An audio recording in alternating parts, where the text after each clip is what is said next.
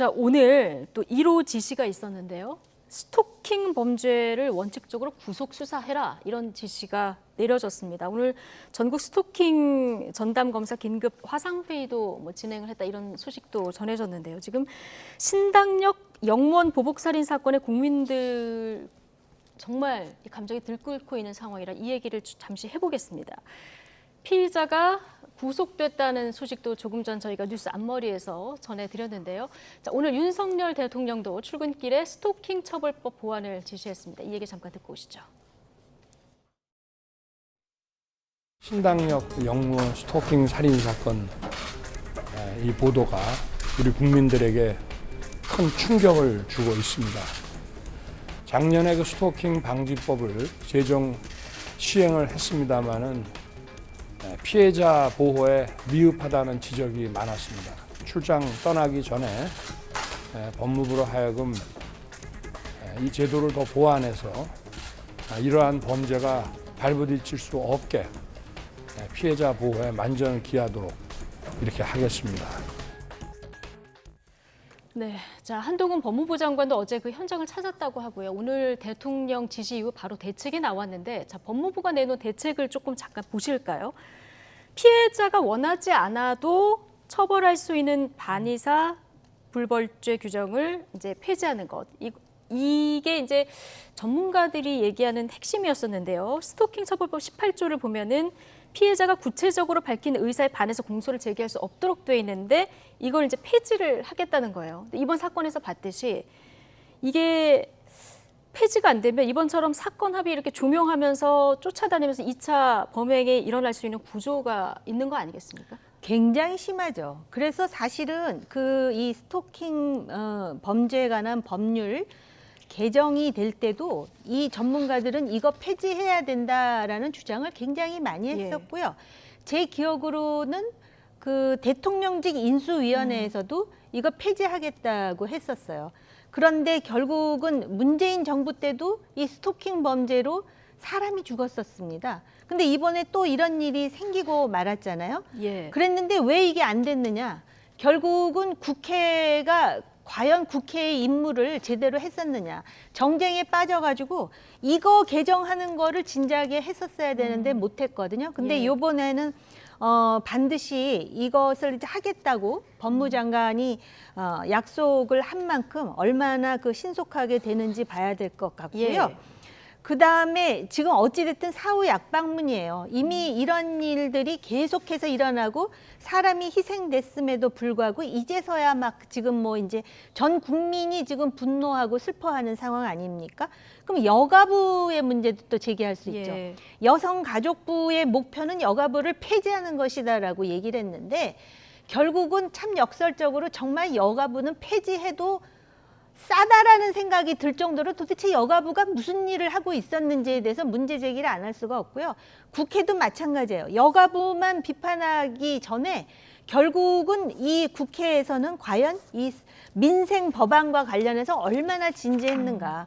그리고 심지어는 지금 이 스토킹과 관련해서 이번 사건하고도 연루되는 건데 소위 이 데이트 폭력이라 그래가지고 한때 모 정치인이 데이트 폭력 해가지고 살해한 사람에 대해서 심신미약으로 변론을 했다 그래서 한동안 논란이 됐었는데 이거야말로 여성들의 안전을 괴롭히는 최고의 범죄라는 문제의식을 법을 만드는 사람이나 집행하는 사람이 이번만큼은 확실하게 각인하는 계기가 됐으면 좋겠습니다. 네. 각각의 부처나 기관에서의 지금 뒷북 대처에 대해서 정호김 의원께서 지금 하나씩 다 지적을 해주셨는데요. 오늘 법무부 아까 얘기한 그 반의사 불벌죄 조항 폐지하는 것하고 그다음에 전자발찌도 사건 초기부터 그러니까 수사나 재판 단계부터 이제 착용할 수 있는 방안을 이제 추진하겠다, 이런 얘기를 했는데 이런 방안들이 조금 더 정말 일찍 나왔더라면 이런 아쉬움도 남고요. 그리고 구속영장 오늘 받아들여졌습니다만 이게 조금 더 일찍 구속됐더라면, 그리고 경찰이 조금 더 적극적으로 대응했더라면, 그렇습니다. 국회가 조금 더 피해자 보호하는 법을 일찍 통과시켰더라면 이런 아쉬움이 계속 남습니다. 그렇습니다. 그러니까 지금 9년의 구형을 받을 정도로 심각한 사건을 이렇게 내버려둬서 사건이 살인으로 갈 정도 됐다는 것이 문제고, 또 하나는 신당역이라고 하는 공공역, 또 소위 안심 여성 화장실이라는 공간이 붙어 있는 데서 그런 일이 있었다는 것.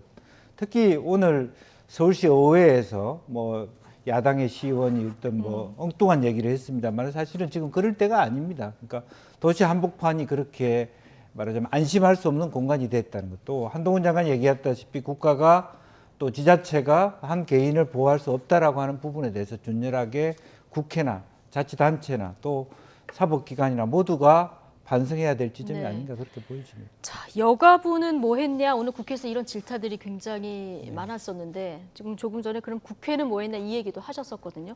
근데 여가부 존폐 관련해서요. 지금 여가부가 한 일이 없다 하는데 이제 오늘 민주당 의원들은 또 역으로 그렇기 때문에 여가부가 또 존속돼야 된다 이런 주장도 폈거든요. 글쎄요, 그것은 뭐 앞으로 여가부의 현 정부의 네. 그 방식이 여가부를 없애고 다른 대응을 여가부 기능을 다른 식으로 하면 되지 않습니까? 행안부에 할 수도 있고 혹은 뭐 다른 어떤 양성부가 아니라 그 양성평등위원회를 만들 수도 있고 그런 부분들을 빨리 현 정부가 해야 될 책임이 있고요. 여가부를 없앤다면 어떤 대안을 할 것이냐, 어떤 기능을 강화할 것인가를 조금 더 브리프린트, 즉 청사진을 현 여당과 정부가 해야 될 부분이 있다라고 예. 보여지고 또 야당도 너무 존폐 여부를 가지고 이 문제를 논란할 것은 아니다 그렇게 예. 보여집니다. 그것보다 제일 중요한 건 피해자 보호에 이제 초점이 맞춰져야 되는 이런 상황인데요. 조금 전에 언급을 해주셨는데요. 오늘 매우 논란이 되는 발언이 서울시 의회에서 나왔습니다. 이상훈 서울시 의원 발언 잠시 듣고 오시겠습니다. 좋아하는 팀인데 그걸 안 받아주고 하니까 여러 가지 이제 폭력적인 이제 대응을 남자 직원이 한 것 같은데요. 서울교통공사 정도를 들어가려면 나름대로 열심히 아마 사회생활과 취업 준비를 했었을 우리 서울 시민의 청년일 겁니다. 그리고 피해자도 마찬가지겠죠. 너무나도 안타깝습니다.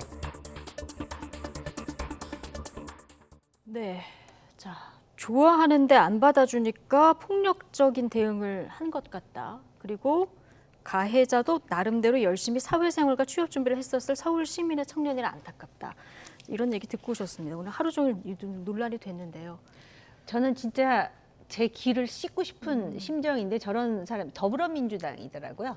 그 시의원이라 그러는데 어떤 인식을 갖고 있길래 저런 말을 할까? 저게 만약에 우리나라의 대부분의 남성들의 일반적인 인식이라면 이거 굉장히 심각한 것이다. 그러니까는 그렇진 마치도 않겠죠. 스토킹을 좋아하는데 받아주지 않아서 지금 한다는 식으로 얘기를 하잖아요. 저 인식의 문제가 근데 어느 정도 있는 게 아닌가. 그렇기 때문에 스토킹 범죄가 그렇게 심각함에도 불구하고 예를 든다면은 수사 과정이라든지 또는 영장을 청구하는 과정에서 경찰이나 검찰이나 판사가 그렇게 가볍게 보는 것은 아닌지라는 문제의식을 안 가질 수가 없고요. 두 번째로는 이게 이렇습니다.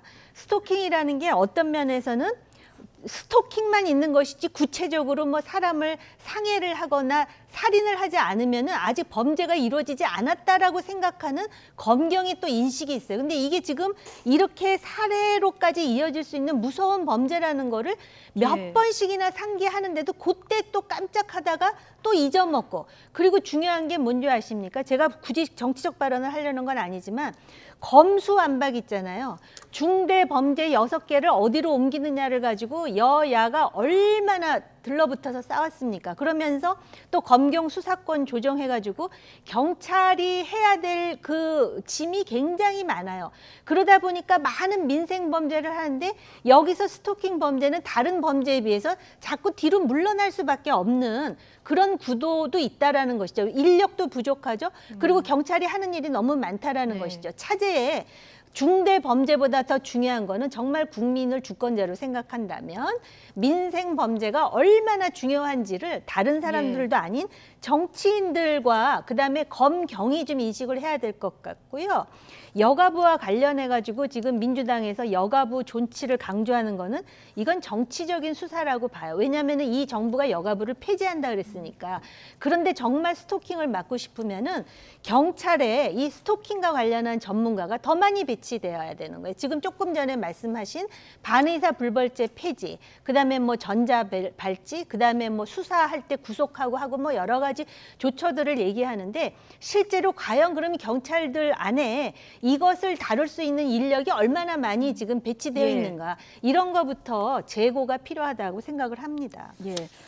오늘 민주당 서울시당에서는 윤리심판원에 회부하겠다, 징계 절차 돌입하겠다, 자, 이런 얘기도 했는데, 자, 오늘 이 서울시 의원이 얘기를 하면서 아들 군대 보낸 얘기도 하더라고요. 김영주 의원님도 아들 군대를 네. 이제 보내보셨는데 네. 그 입장에서 이해가 되는 부분이 있습니까, 이 발언에? 사실 이제 뭐 이해가 된다기보다는 예. 어찌됐든 간에 아들을 둔, 딸을 둔 부모의 심정은 아플 것이다. 그런 얘기를 하는 거예요, 지금. 네. 자, 그래서 사실은 이게 맥락이 떨어져 있는 얘기입니다. 네. 사실 이 사건과 정확하게 왜 도심 한복판에서 이런 스토킹 범죄가 일어났는가, 재발 방지를 얘기해야 될 시의회에서 그 범죄자의 부모의 마음도 찢어질 것이다. 그 얘기를 하고 있는 거예요. 저 지금. 공식 석상에 사는 게 적절합니까? 저는 적절하지 않다고 사석에서 봅니다. 해서도 예, 적절하지 않을 적절하지 않은 뿐더러 발언인데, 예. 제가 오히려 만약에 우리가 해야 된다면 오세훈 시장이나 해야 될 것은 사실은 서울교통공사가 실제로 예산 부족이 있습니다. 65세 이상 무임승차자가 한 8천억 정도의 돈이 없어서 인력이 줄어들므로 인해서 기구가 통합되면서 사실은 치안인과 안보가 허술하다. 그런 얘기는 저는 할 수 있을 것 같아요. 그러니까 왜 안심하고 화장실도 갈 수 없는 지경이 예. 됐는가에 대한 서울시의 이제 상황을 브리핑을 하면서 어떤 대책을 다시는 서울 시민 중에 또 서울에 어떤 남성이든 여성이든 간에 예. 불안해서 그 화장실을 못 가는 사태는 없어야 된다. 이런 논의를 해야 될 서울시 의회가 저런 어떤 정말 말도 안 되는 이야기를 하고 있다는 것이 굉장히 저는 한탄스러운 부분입니다. 그러니까요. 좀 대책을 논의해야 될 의회에서 저런 발언이 나왔다는 부분 굉장히 안타깝고요. 안 그래도 국민들이 지금 굉장히 분노하고 있는데 여기에 기름을 부은 이런 발언이 아닐까 싶습니다.